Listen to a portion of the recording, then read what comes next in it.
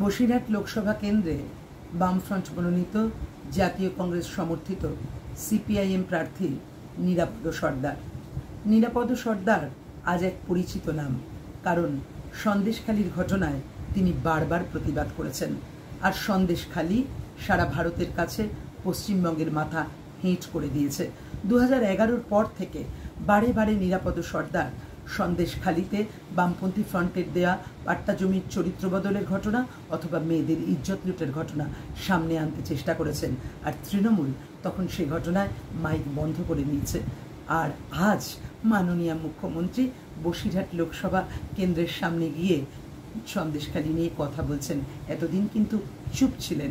আর মাননীয় প্রধানমন্ত্রী তিনি সন্দেশখালি নিয়ে কুমিরের কান্না কাঁদছেন, অথচ মণিপুর, হাথরাস, বাড়ি বাড়ি মেয়েদের ইজ্জত লুটের প্রশ্নে মাননীয় প্রধানমন্ত্রী ছিলেন চুপ। মন কি বাত বলেন, কিন্তু আসলে মেয়েদের উন্নয়নের প্রশ্নে, নিরাপত্তার প্রশ্নে তিনি কোনো কথা বলেননি।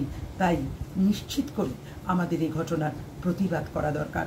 সকলে মিলে আমরা তাই এই ঘটনার প্রতিবাদ করতে চাই। গোটা বসিরহাটের বন্ধু নিরাপদ সর্দার। কৃষকের ফসলের দামের জন্য পার্লামেন্টে গলা তুলবেন নিরাপদ সর্দার।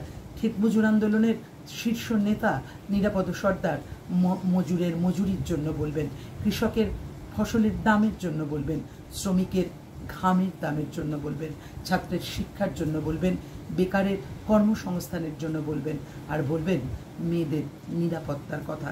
তাই আসুন আমার আপনার সব ভোট নিরাপদ সর্দারের দিকে হোক। আর সেই কারণেই কাস্তে হাতুড়ি তারা চিহ্নে বামফ্রন্ট মনোনীত জাতীয় কংগ্রেস সমর্থিত সিপিআইএম প্রার্থী নিরাপদ সর্দারকে আগামী 1 জুন 1 নম্বর বোতাম টিপে বিপুল ভোটে জয়যুক্ত করুন। আসন্ন লোকসভা নির্বাচনে রাজ্যের প্রতিটি প্রান্তে বামফ্রন্ট প্রার্থীদের জয়ী করুন।